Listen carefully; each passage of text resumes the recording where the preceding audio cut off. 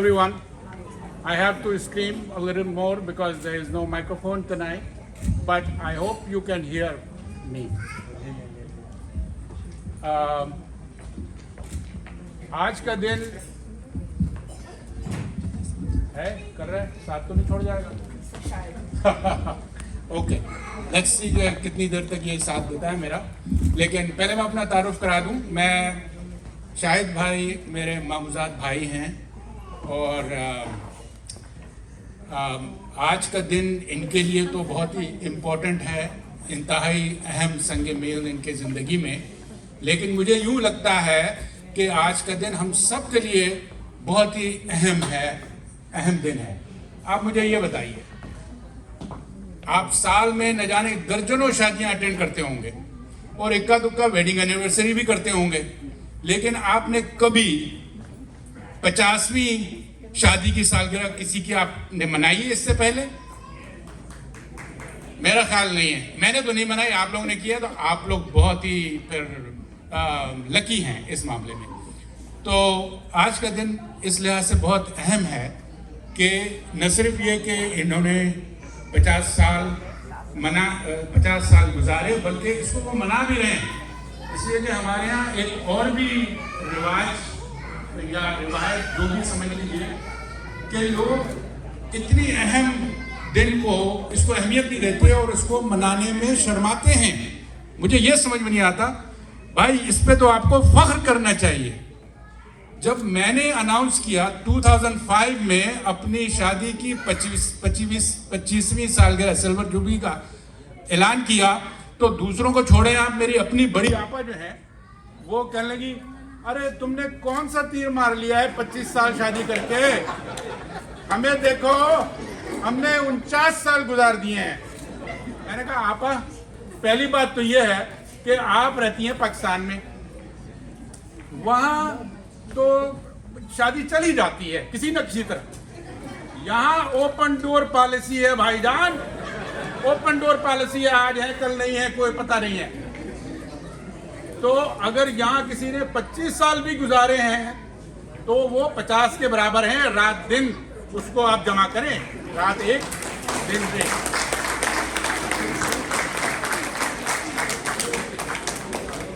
तो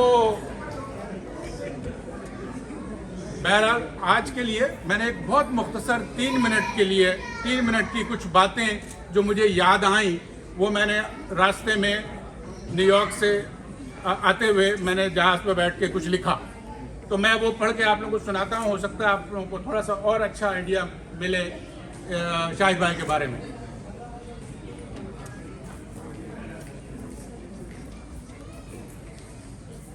शाहिद भाई और नसीम भाभी को उन 6% अमेरिकनों में शामिल होने का एजाज हासिल है जिन्हें 50 बरस इकट्ठे शादीशुदा जिंदगी गुजारने का शर्फ हासिल होता है।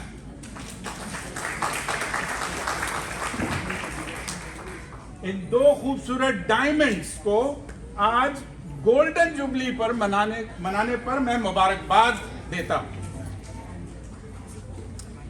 शाहिद भाई के दोस्ताना और मुशफ़िक़ाना रवैये के सबब हमारे दरमियान उम्र की दूरी के बावजूद एक कुर्बत रही है, और यह खासियत गालिबन विरसे में मेरे फेवरेट मामू से उन्हें मिली है। इत्तफाक ये कि बीवी भी इन्हें मिली तो वो अपने जैसी खुश अखलाक ऐसी मिली कि इनके यहाँ जो भी मेहमान आता है वो अपने आप को वीआईपी की खुशफहमी में मुब्तला हो जाता है। 17 जनवरी 1979 को हम अमेरिका में वारिद हुए और 17 जनवरी को ही हमारी शादी की वारदात भी हुई। बेगम हमारी वहाँ बैठी हुई हैं। अमेरिका में हमारे 2 कजिन हमसे पहले यहाँ से मौजूद थे। एक हमारे चचाजाद भाई अनवर हुसैन जो न्यूयॉर्क में थे, और दूसरे हमारे मामूजाद भाई शाहिद हसन यहाँ टेक्सास में। अब शाहिद भाई जो हैं अपनी फैमिली के लिए समझिए कोलंबस हैं अमेरिका में। तो एक तो न्यूयॉर्क महाजरों का शहर है ऊपर से अनवर भाई की मोहब्बत और हिम्मत अफजा बातों ने हमारा रुख न्यूयॉर्क की जानिब मोड़ दिया। यूं भी टेक्सास का रुख करने वालों को बिलाखिर बस में बैठा के न्यूयॉर्क ही की जानिब मोड़ देते हैं। नसीम भाभी और शाहिद भाई की 50 बरसों से इनकी नसीम भाभी शाहिद भाई की 50 बरसों से इनकी जिंदगी की हमसफर हैं, लेकिन हमें भी हवा में चंद घंटों का हमसफर होने का शर्फ हासिल है। हम देश में अपने सहाफती कैरियर में इतने मगन थे कि प्रदेश जाने का कभी ना सोचा था।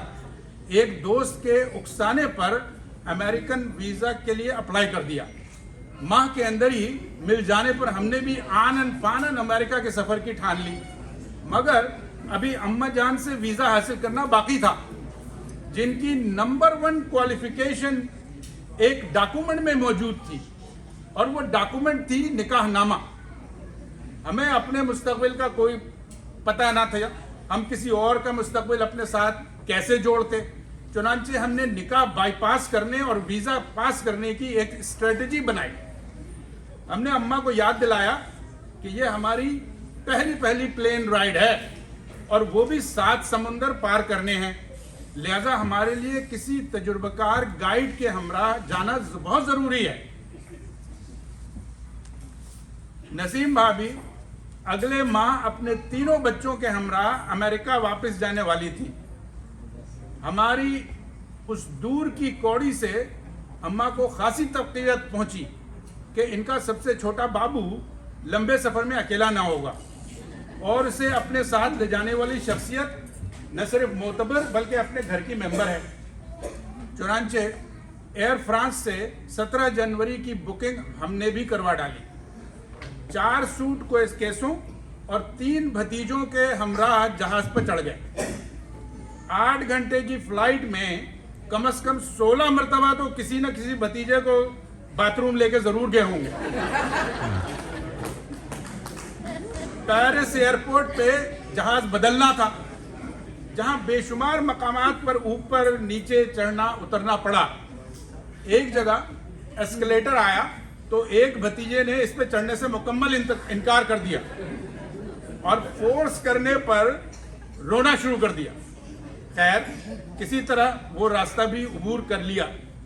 लिहाजा जूरी अब तक ये फैसला नहीं कर सकी है कि 1979 में एयर फ्रांस की फ्लाइट से कौन किसको लाया था।